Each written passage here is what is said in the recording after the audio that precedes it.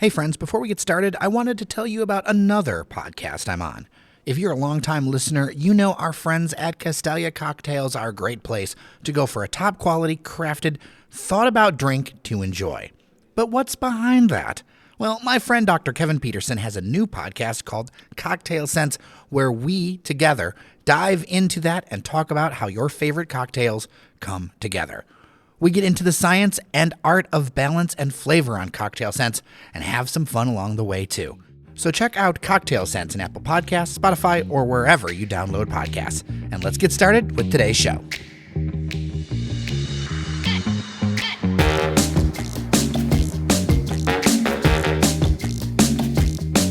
Hello, everyone, and welcome to your Daily Detroit. It is Friday, February 23rd, 2024, sharing what to know and where to go in Metro Detroit. Joining me at the table at Tech Town is none other than Mr. Devon O'Reilly. How are you, sir?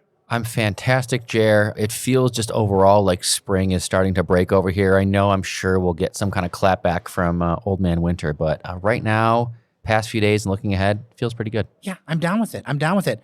We have a lot to talk about in this episode, man.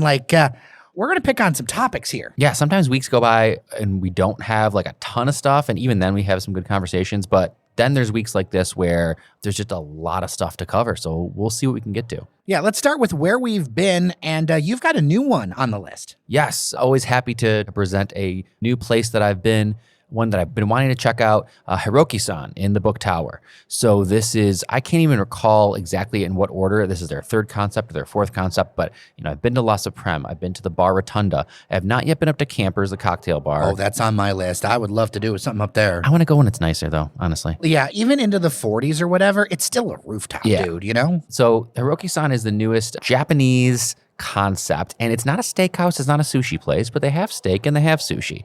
And they also have small plates. So I'm really not sure what exactly to call it, but it's a really cool vibe. It's actually in the lower level of the Book Tower when you first walk in, across the hall from La Supreme. You have to go down kind of a windy flight of stairs past the Japanese speakeasy whiskey bar that they opened up there, which isn't so much of a speakeasy. I feel like they throw that word around because it's actually easier to find than Hiroki-San. I remember visiting the Book Tower, and that basement was just a flooded mess. Now it's a very nice Japanese restaurant. It's really cool, like sexy vibes. I would say definitely like a date night spot. I was with my wife, so it was date night in that sense. But very cool, low lighting, minimalistic seating, decor. Like I said, they have a lot of different Japanese small plates. They have a whole sushi menu. They have a full sake menu, some Japanese whiskeys, very authentic. It's one of those, order a bunch of stuff and they'll portion it out and bring it to you as stuff comes. We got everything from the miso soup, a crab and shrimp roll. We got Wagyu beef hot pot. We got the scallops, which is actually only one giant scallop.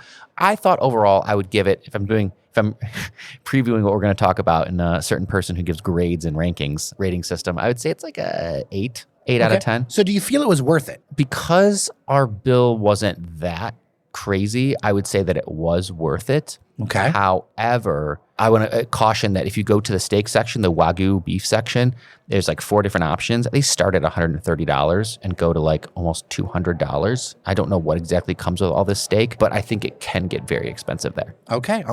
Hiroki-san, we'll put a link in the show notes. We've also got some info on something we teased a bit. It's called Presley's, bottom floor of the Whitney Building. And this is a building near and dear to both of our hearts for multiple reasons. I remember being in that thing when it was cold, dark, and empty, and it is very much not that. That Presley space is going to be on the corner of Woodward that is just this huge. We actually recorded a show in that space once on the fly, but that space has been huge. It was like an art gallery for a while. There really wasn't great programming for it. So I'm excited to see an actual dig-in restaurant, and it's called Presley's. It's actually by a guy who actually has a restaurant out in Milford. Right, and a daughter named Presley. Oh, okay. That's where the name comes from. And it's Presley, not 2 S's, because at first I was like, Elvis? Right, you might think of that as that's the most famous, but that space is just such a prime location. It's been calling to be something, and we've spoken about this before on the show with the fact that the David Whitney Building is going into this new era as an autograph collection hotel.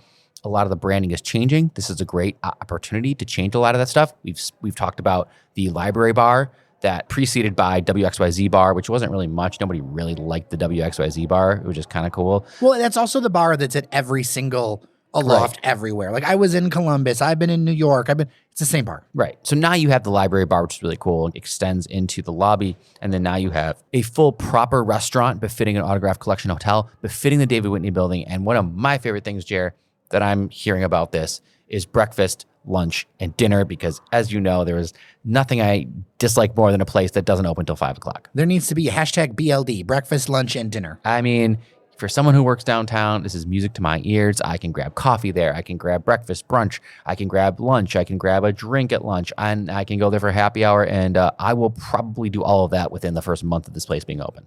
I got to say, the renderings are sweet. These wide sidewalks on Woodward have been begging for some real usage. And I love that they have the awnings that have always supposed to be there. If you look at old pictures of Detroit, a lot of the streetscapes had cloth awnings that went over. An example of these are sometimes when Sam Morello brings them out and they go over and they cover the area really nice. It adds a nice offset, like a fabric offset to the hard surfaces and textures of the building. I know I'm being like a total design nerd, but that's who I am. And I'm really excited about this. Like the entrance, everything, every rendering I've seen of this thing so far, I'm actually excited about. Yeah, for good reason. It's a long time coming. It'll open up just in time for the weather to break a little bit, and I think that that'll keep the streets lively there. I can imagine going into Tiger season. I don't care how well they're doing. It'll just be a great atmosphere to walk by there and have that as a place you could go before the game, after the game. I'm really excited for it to open. I'm going to make sure that I am one of the first people in line or up at that bar when it opens. I think we'll have more to say about that very soon because it sounds like this will be open by the end of the month. Let's go up Woodward and talk about a plot of land also that you know a little bit about because you lived right next door. Cranes Detroit Business is reporting that there is a 3.1 acre site, kind of weird shaped. I actually went out there and visited for our Daily Detroit Minute that we do on Instagram. I wanted to get some video of it. It's this weird shaped lot that is between a low-end senior, I think it's senior housing, Alexandrian and Woodward, and the Hammer and Nail building, which one of the reasons why we're talking about it, you used to live there. That's being converted from apartments to an extended stay hotel. In the same area is the Mid Project, which has not gotten anywhere off the ground. And when I looked, it almost looked like there was wheat growing over there, over by the Whole Foods. I think there was. Yeah. Thoughts on this one? When I put this out there, and Cranes is reporting, by the way, that it's Namu Hotel Group, and they have purchased the land, that this is a done deal for a plan of 2 hotels. Devon, I cede the floor to you. I'm becoming very bearish on proposed developments these days, especially ones like this that I was kind of so close to. I mean, look, I sat through literally the disaster that was the Mid. That never happened. The Mid was less than Mid. You're right. Not only was it a prairie, there was wheat growing, there was rats, varmints. It became like an absolute eyesore for the people who lived in that building. The Mid never got finished. They basically started to prep the land. It never moved. And they didn't even bother to make the land. I went out there. I'm sorry to interject, but I went out there and I was like, if you're going to leave it bare, at least like mow it, make it like a lot, like with grass so that it's not so cut off and everything. Like I look at it, it's like it's not taken care of. Right. There's just like construction debris everywhere. I'm going somewhere with this, not to just crap on the Mid or whatever. I'm saying that we've seen this with the Mid. The financing not being there, the money not being there, the demand not quite being there for something so advantageous.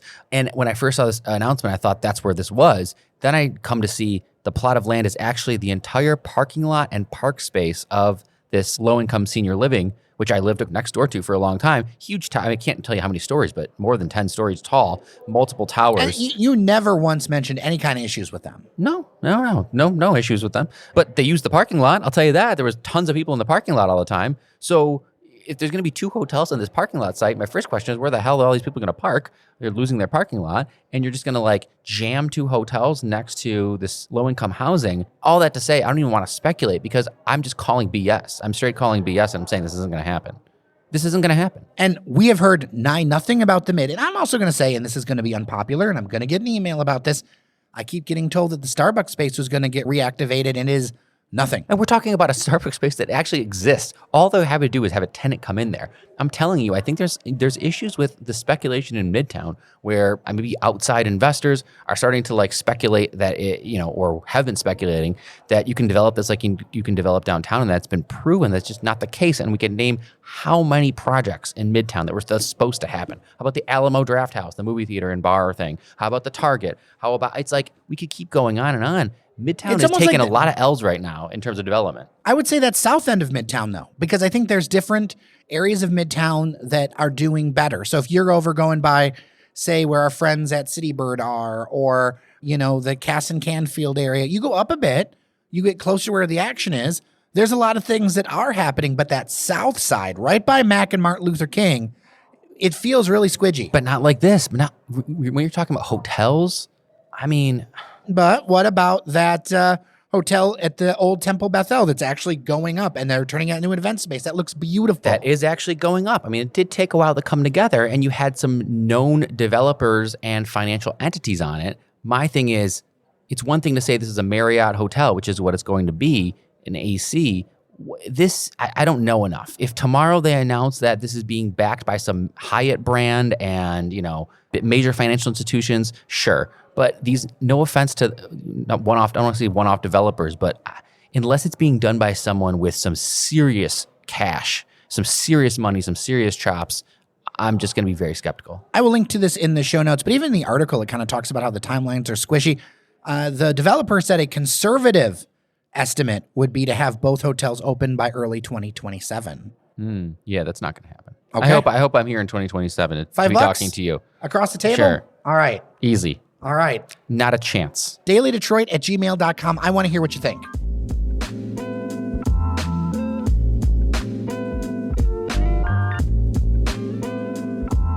Devon, I'm stretching out here. This is going to be our last segment of the week because we're going to talk Chimetime. It's time to talk Chimetime. A phrase I did not know up until maybe a week and a half ago. Look, and I'm not actually going to judge his decisions, though I got to say, unpopular opinion, he's on the mark about Mom Spaghetti. Agree more than I disagree with what he said so far. Because here's the thing. If you're going to keep Mom Spaghetti, because here's the backstory if you don't know. Why are you picking Mom Spaghetti, though? Well, yeah. That's only one. So this is why I'm inspired to give these recommendations.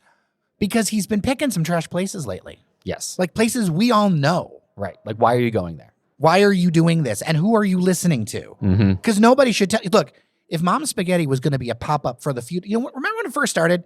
And it was like this quaint little pop-up that was like for a week or two. But it was kitschy. It was just like, it was a joke. And as a pop-up joke, that's fine. If you're going to be a permanent establishment, Right. you need to make servable food. No one was expecting this to be a quality food here. I don't know. I feel like execution matters. So Yeah, I that thought, said. let's get into some places that we think might be worth for him to chime into. And I will say, I've sent an email to him. I've invited him on this show, and he is welcome in the Daily Detroit studio at Techtown anytime. I know that he's only here for a finite amount of time. I think he's from North Carolina, so I don't know how much longer he's planning to stick around. But my God, man, go to some actually good restaurants because as people who, like you and I mean, we're not amateurs here. We do this kind of often. How many damn years have we been yakking into microphones about restaurants about this town, Devon O'Reilly? And he's gone to maybe like 2 that I've seen that I would actually endorse. Momocha, I give him props. He went to Momocha. That was good, and he actually liked it. Yeah. Most times, I know what he's going to say when he says what it is. Yeah, I agree. So with that said, let's kind of go back and forth and talk about some places. Listen, if he's listening or if anyone's listening, here are some places you can go that you will not be disappointed. And I was trying to think of like his vibe. I'm not going to say Selden Standard because that's not really doesn't fit like a Chimetime thing. He's not going to get Selden Standard and send his car He's to eat it. mostly about accessible food, right? He spends money, but it's not. You never see this guy Selden Standard. You don't see San Morello. So you don't see Chartreuse. So I'm throwing out the cocktail bar. I'm getting out of my Devon head and into like the Chimetime stuff. And I'm thinking of places that I really like around here that would fit what he's doing. Here's one off the bat. Why not go to Rocco's Deli on Cass? I love it. I think he would love the sandwiches there. Multiple different sandwiches, multiple different dishes and sides, and like the meatball. My God, the meatball they have.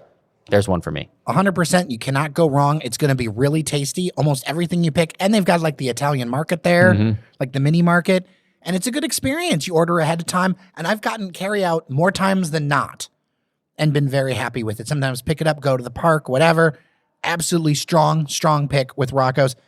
I'm going to throw one down for you. Baobab Fair. That is great takeout. He would love that. Not only do they have the food truck Waka that I've seen at the Detroit City FC games, but I have had takeout of Baobab fare, and it holds up super well. Even when I ate it 45 minutes later, there's something magical that chef does, and the flavors are out of this world. And I've seen him spend more money than you would spend at Baobab fare on stuff that would be stuff I would put in a round circular file can. Yeah.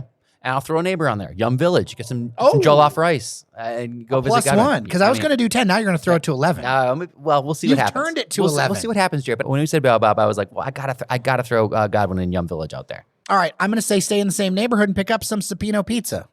Stop messing around with no. So if you want New York style, do not call this Detroit style pizza because it is not. If you want New York style pizza, and if you want some unique flavors, like I like their Mediterranean with the Kalamata olives and the feta. That's pretty good. You think Chimetime's going to like Cipinos? So that's the thing. Does he like New York style?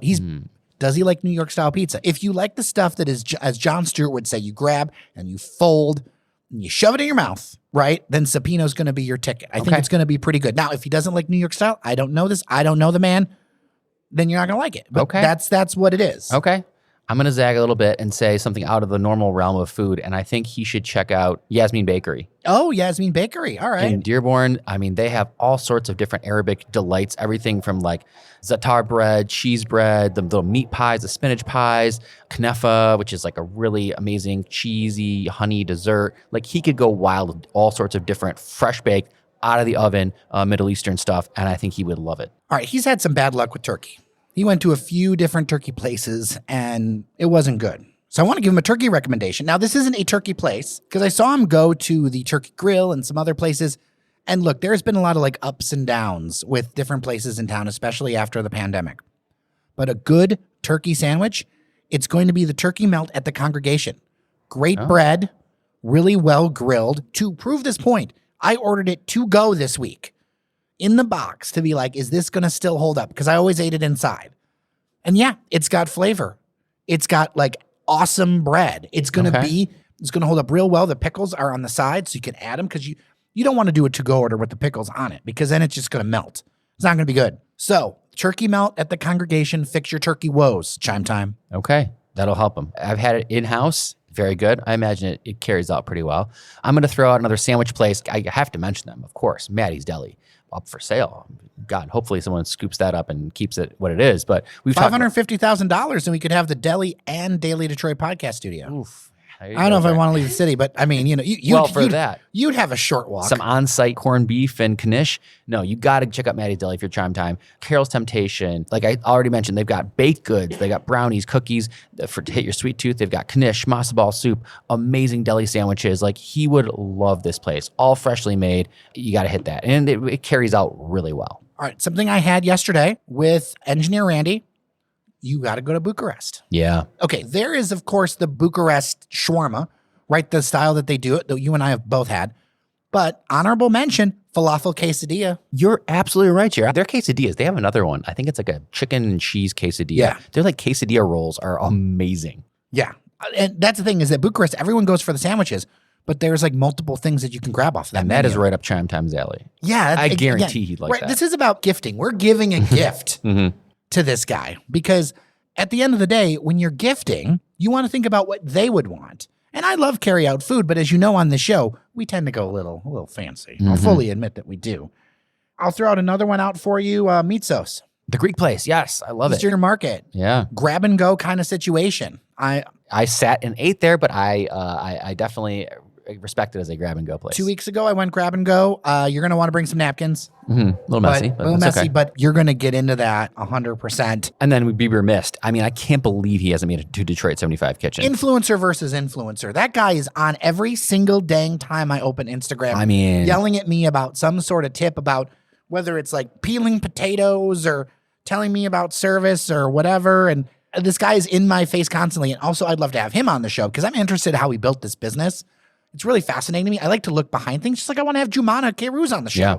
I want to look behind the scenes a little bit, but as far as that carryout style that he's into. And then think about the collab possibilities. Oh my God. Yeah. They have a huge social media presence. I know the guy, really awesome guy. So we definitely should have You know him. the guy? Well, then we I got to get do, the guy yeah. here. We'll work on it. Well, Come it'll on, happen if you soon. know a guy. But let's focus on the Chimetime part and let's get him there first. He can have some of their stuff. I mean, there's no way he's not going to like this stuff. I don't want to like throw anybody into the bus, but I'm just going to say like he went to Starters and compared to their food, it's not even in the same ballpark. So Starters, you go for fun, not for food. Right. Unpopular opinion. 75 is all about the food. So I think that he would love it. There's multiple, I don't even know where to start. There's so many different options he could get. I'll go with him at this point.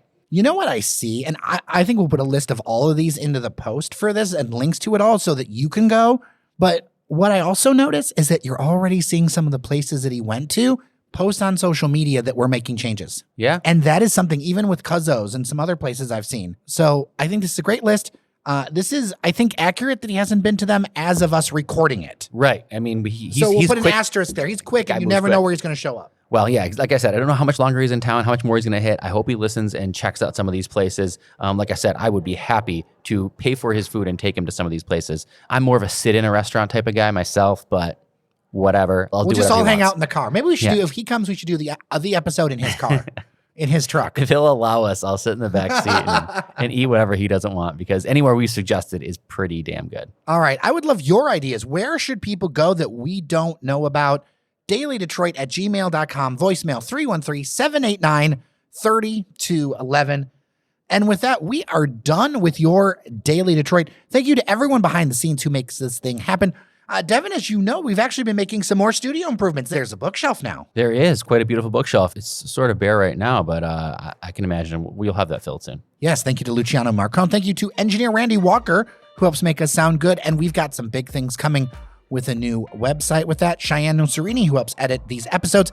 Norris Howard, who I'm currently jealous of because he is looking at baby seals on the ocean. And of course, everybody else, our members who support us on Patreon, patreon.com/Daily Detroit. Oh, Fletcher Sharp, can't forget him. We've got a bunch of sports stuff happening. And of course, all of you who listen, you're all very important. Thank you so much. We could not do this without you. So from the Daily Detroit studio, Techtown, I'm Jer Stays. I'm Devon O'Reilly. Thank you so much for listening. Remember that you are somebody, and we'll see you around Detroit.